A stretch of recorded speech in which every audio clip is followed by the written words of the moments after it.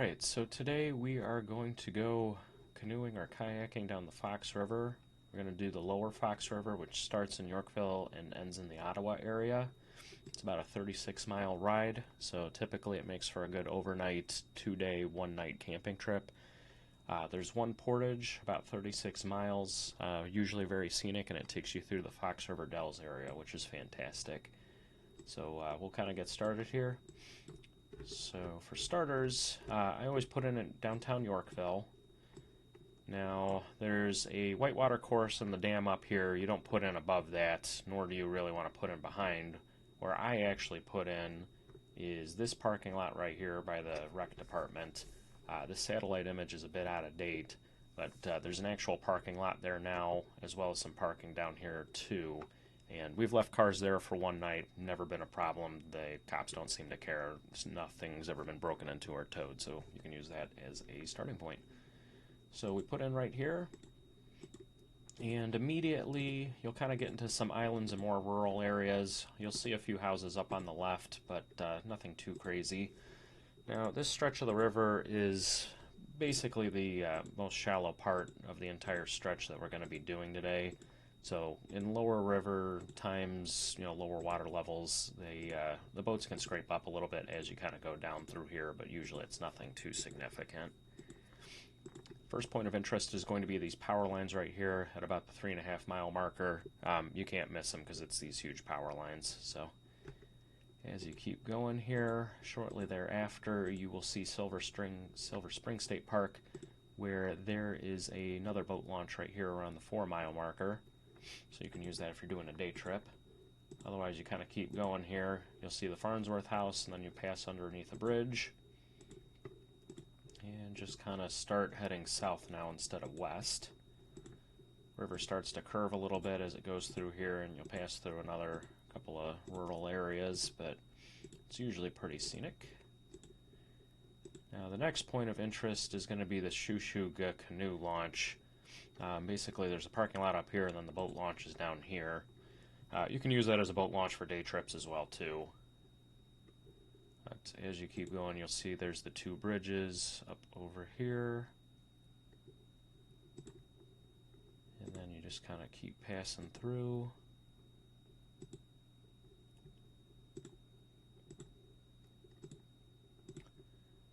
And just keep going, and eventually you'll start coming into the town of Millington. The first indicator of Millington that you'll see is there's the bridge that's downtown that kind of works as a mileage marker, but you'll see the paintball field off to the river's left. You'll kind of pass over this little half dam and then hit Bridge Street. Bridge Street being about 10.5 miles from our start.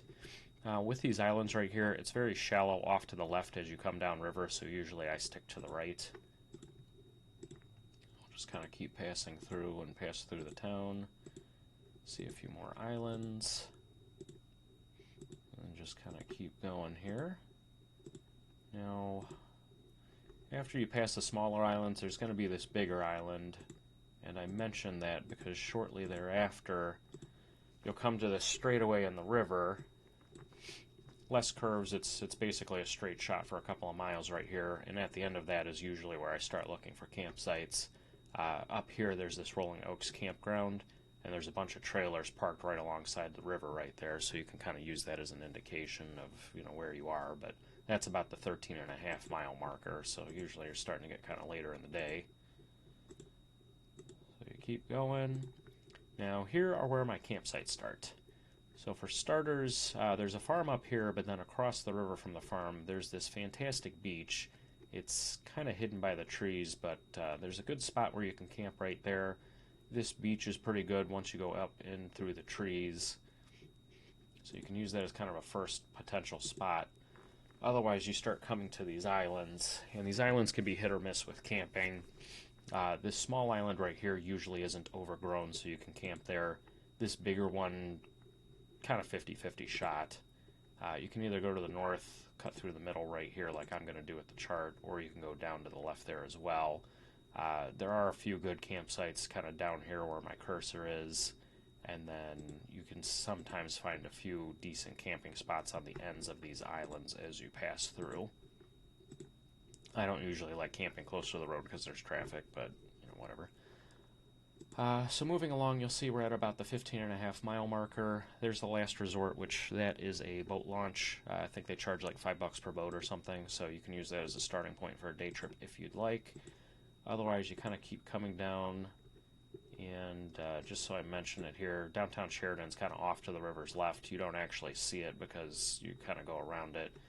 But as you come around the edge here, some people look at this and like, oh, perfect camping, but that's actually a farm lot. It's private property, so you can't camp right there. There's this big island right here, but it's always completely overgrown, so you can't camp there either. And then as you come around through here, that looks like a good campsite right there, but that's another place where you can't camp because it is private property. So don't think that you can get there. So as we kind of keep going, you'll come up to 41st Road, 16.5 miles. There's the Fox Hollow River tubing thing, which you'll see signs for, and then there's a railroad bridge. So kind of pass through the downtown Sheridan area. And then as you keep going, there's not a lot of camping immediately, but if you skip the islands and want to keep going, there is actually a fantastic campsite right around here. And you will see, you got the Sheridan Correctional Center nearby. But basically how this works is there's like a lot or field right here. You'll see some fencing along the riverside right there with a sign saying keep out. You keep going around the bend there. There's the house on the right. Now this right here is a fantastic beach and campsite. About 17.5 miles, so it's later in the day. But I've always found good camping there, so you can use that. So let's say you've camped and now we're on to day 2.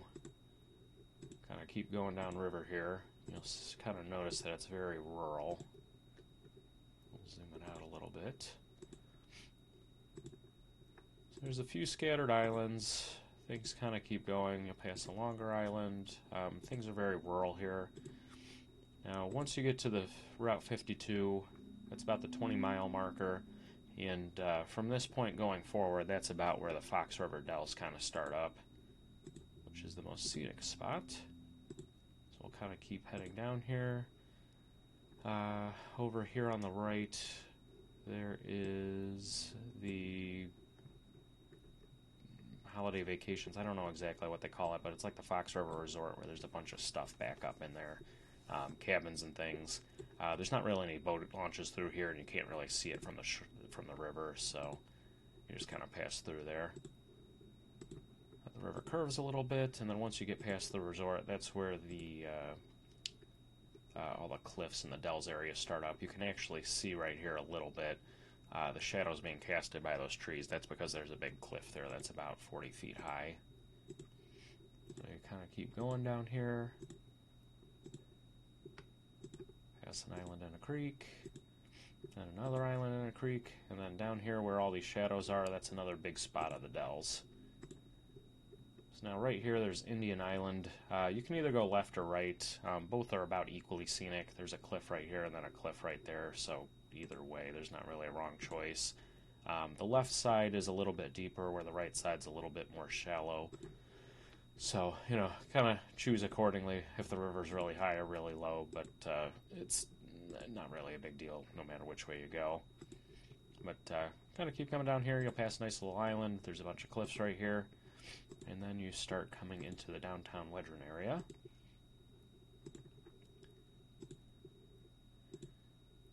Alright, so right here is Ayers Landing, or Ayers Landing. I'm not actually sure how to say it, but let me zoom out here so you can see it. This is kind of one of the points that I use as an end point for my river trips. It's about a 26-mile ride. So you got Ayers Landing there, which is a campsite, and then if you keep going a little bit, there's also C&M Canoe rental. Basically, both of those are private boat launches. They charge $5 per boat to use their facilities. But the key thing there is I've been able to leave cars at both of those locations for overnight parking. So you basically drive to the end first, leave a car there, and then drive up to the start, and then a car is waiting for you at the end. They've never given me any trouble with parking there before, but I always call in advance just to make sure.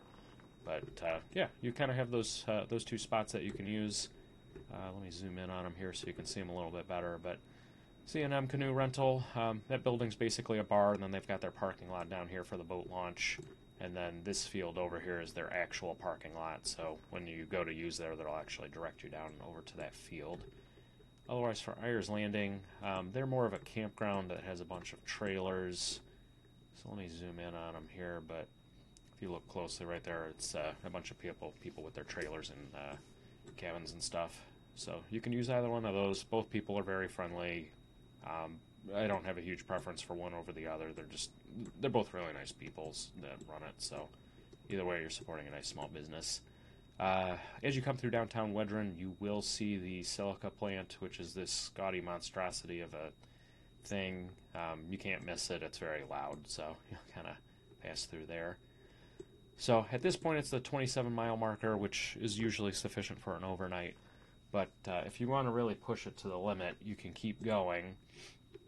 From this point on, the current starts to slow, because as you keep going through down here, you will see that eventually the river comes to the Dayton Dam. And that dam really slows up the current. So I'll kind of show you what you have to do here.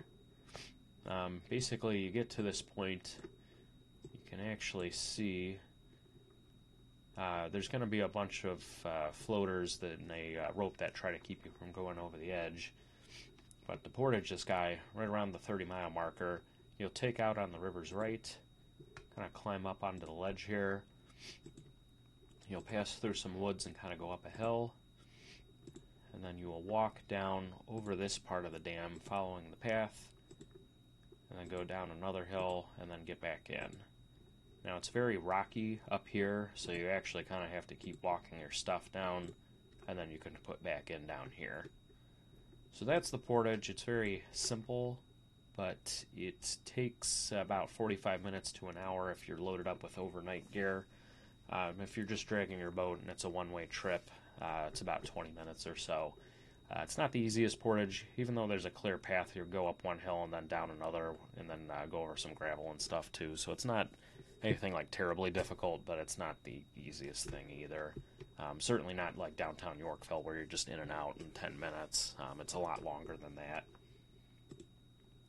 So once you get back in the water, you kind of jump in, the current picks back up again. You'll go under this super tall bridge, which is great. And then as you keep going here, the river gets a little bit more scenic, and then you'll pass under the highway, Route 80.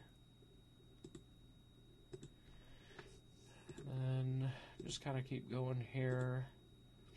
And then eventually, once you kind of come up to this curve down here, that's where downtown Ottawa starts up. So as you get closer to downtown Ottawa and closer to the road, you'll start to hear road traffic. 32, almost 33 miles here, so we're getting nearby the end. But there's a couple of islands. You'll see some shops off to the left. And then you just kind of go up and around the bend here. Go underneath Route 6 in downtown Ottawa. And then as this starts to go out, it'll take you into the Illinois River. There can be powerboats that come through here, so I don't necessarily recommend paddling this thing on like a Saturday night. But as it keeps going, you'll pass under another bridge, and then you go out into the much bigger Illinois River. So what I use for an endpoint at this point is the right here.